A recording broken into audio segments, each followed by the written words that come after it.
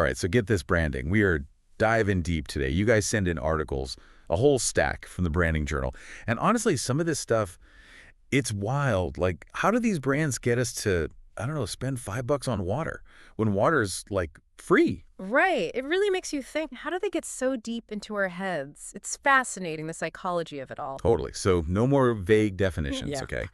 Today, we're going to figure out branding, what it is, how it works, and we're going to learn from the best and the not so best. The best and the worst, yeah. Should we start with a thought experiment? Okay, hit me. Think about your favorite sneakers. Just picture them. What comes to mind? I mean, the color, obviously. Yeah. But also that feeling, you know?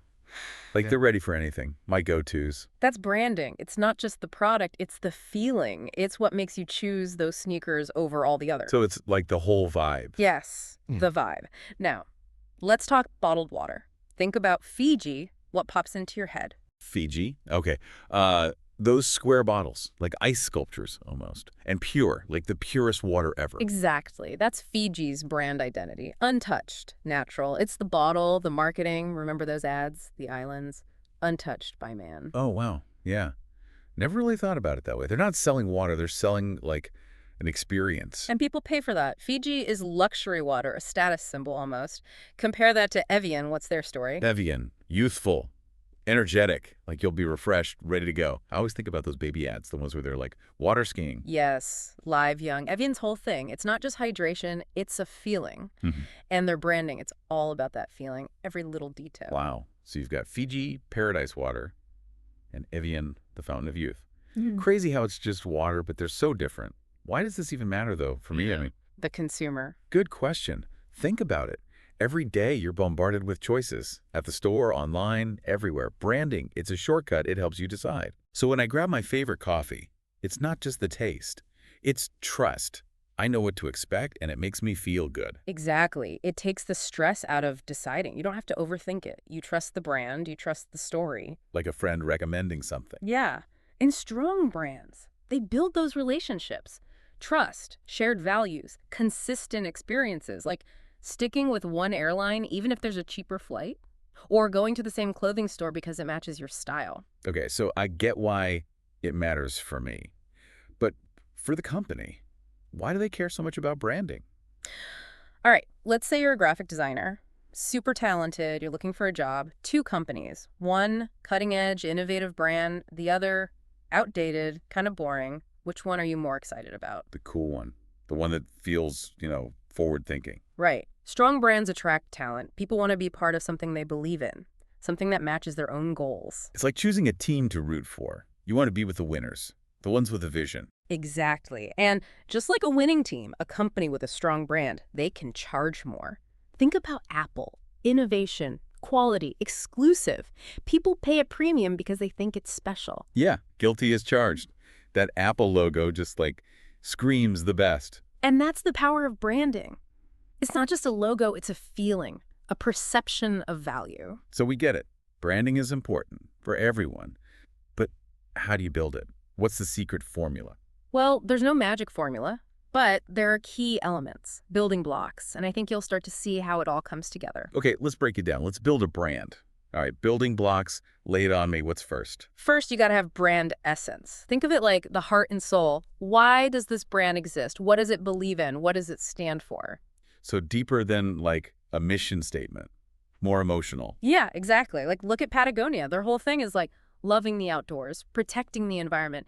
And it's not just talk, it's their whole company culture. Employees get time off to volunteer for environmental stuff. Oh, yeah, I heard about that. They put their money where their mouth is. And customers see that. When you buy Patagonia, you're buying into those values, not just a jacket, So it's got to be real. You can't just fake it. Nope. Gotta walk the walk. Authenticity. Okay, so once you have that essence, you need to show it to the world. That's where brand identity comes in. Brand identity. So that's where we get into logos and stuff, right? Yeah, all the visual stuff, the logo, colors, the fonts they use, even the way they talk in their ads. Like the swoosh, Nike, Golden Arches, McDonald's. Instant recognition. Right. It's a shortcut for your brain. You see it, you know what they're about. So it's got to be consistent. Like a brand I love, their Instagram, their website, even the packaging, all looks and feels the same. Exactly. It's intentional.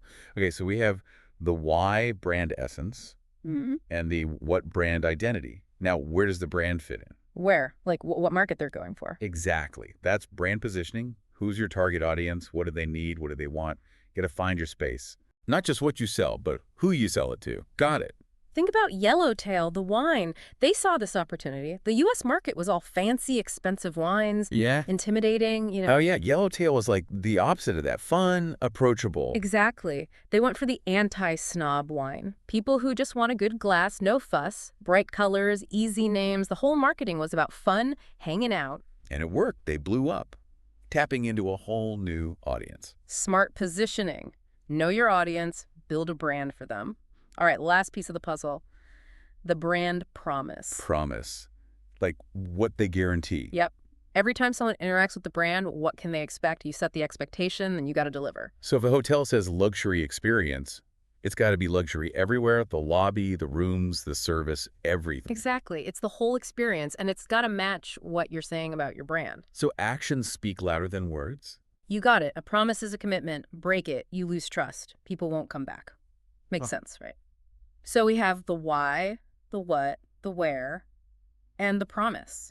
But how do you actually make a brand come to life, connect with people? Yeah. How do you make it real? That's where it gets creative. Think jingles, those catchy tunes, or amazing visuals that just stick with you. Even the way a store looks, the Yeah. music they play, the smells, it all adds up. Right. You want to hit all the senses. And of course, we can't forget social media. Huge these days. It's like your online storefront, right? Yeah. Show off your personality, chat with fans, build a community. Exactly. But it can backfire too. Social media amplifies everything, good and bad. Mess up online, everyone sees it. Yep. Which brings us to those case studies. The Branding Journal had some good ones, brands doing it right, and, well, some disasters. Ooh, let's hear about the disasters. Give me the juicy stuff. Okay, we talked about authenticity, right? Yeah. Being true to yourself or, your brand. There's this case, Vegemite, iSnack 2.0. Heard of it? Vegemite, the Australian thing that people love or hate. That's the one. Super iconic in Australia, but they wanted to appeal to younger people, so they launched a new product, more modern. Seems like a good idea. What went wrong? Well, they had this online contest. Let the internet name the product, Oh, no. That's never good. right? And the winning name? iSnack 2.0. You're kidding. iSnack 2.0? That sounds terrible. It was. Everyone made fun of it. Yep. Didn't sound like Vegemite at all. Super clunky. So they lost their old fans and didn't get new ones. Yeah, total flop. Had to pull it from the shelves. A lesson in what not to do. Don't try too hard to be cool. Sometimes it just backfires. Exactly. You can innovate, but don't lose yourself in the process. Okay, enough disasters. Give me a winner. What about Superdry? What are they doing right? Super dry, they're killing it. Their brand is so strong, so unique. Japanese style mixed with, vintage American, instantly recognizable. Yeah, their clothes have that cool vibe. You can always spot them. And they're consistent. Logo, colors, stores, it all fits. It's like a world you want to be part of. And they're smart about who they work with. Celebrities, influencers, they all match the super dry image. It's a lifestyle, not just clothes. Exactly. Aspiration. People want to be like that. Okay, last question. We talked about the digital age, how brands are adapting. What about the future? Where is branding going? That's a tough one. But I think one thing's for sure, authenticity is going to be even more important. No more faking it? Nope. People want real. They can spot a fake from a mile away. Brands that are honest, ethical, connect with people on a human level, they'll win. People buy the why, not just the what. Exactly. And brands are going to be more purpose-driven, using their voice to support good causes. So it's not just about selling stuff anymore. It's about making a difference. Right. People, especially younger generations, they want to support brands that share their values. Like choosing where you spend your money carefully. Yep. And new tech is going to be huge. Augmented reality, virtual reality, creating these immersive experiences. So authenticity, purpose, and innovation.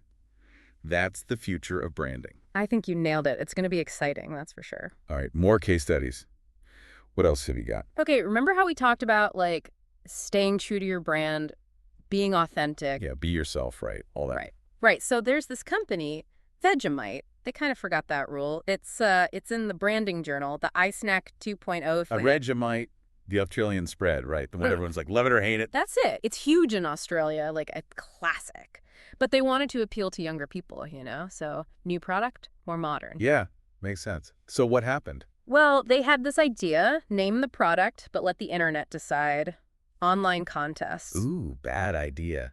The internet is not known for good decisions. You said it. The winning name. Ice Snack 2.0. Ice Snack 2.0.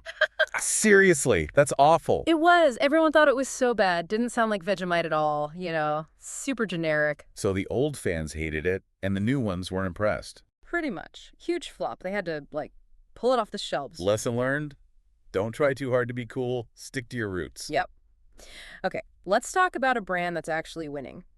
Remember Super Dry? We talked about them earlier. Yeah, they have those, cool jacket You're doing things. everything right. Super distinctive style, Japanese mixed with vintage American. Instantly, it's Super Dry. Yeah, you see it, And they're so consistent. Logo, colors, the stores, it all matches. It feels like, the whole world. And they're careful about who they partner with. Celebrities, influencers, they all fit the brand. So it's aspirational, like I want to be part of that. Exactly. All right, one last thing. We've talked about how brands are changing, going digital. What about the future of branding? What do you think? That's a big question. What do you see happening? I think authenticity is going to be key, even more than now. Like keeping it real? Yep. People are tired of fakes. They want genuine. Brands that are honest, have good values, connect with people. The why is important, not just the what. Exactly. And I think we'll see brands taking a stand, supporting causes they believe in. So more than just selling stuff, Right. actually trying to make a difference. Right. Consumers, especially younger people, want to support brands that are doing good. Makes sense. Put your money where your mouth is. And technology. It's going to be huge. Augmented reality, virtual reality, all that. It's about creating experiences. So the future of branding is be real, stand for something, and embrace the new stuff. I think you got it. It's going to be wild. Wow. This has been eye-opening. Mm. Seriously, I feel like I'm seeing brands in a whole new way now. That's what we like to hear. It's all around you, Pay attention. Think about what they're doing, why they're doing it. I definitely will. Maybe I'll even work on my own personal brand now. Go for it. It's a good thing to think about. Well, that's our deep dive into branding. Hope you learned something new today. Thanks for listening, everyone. Until next time, keep exploring and keep diving deep.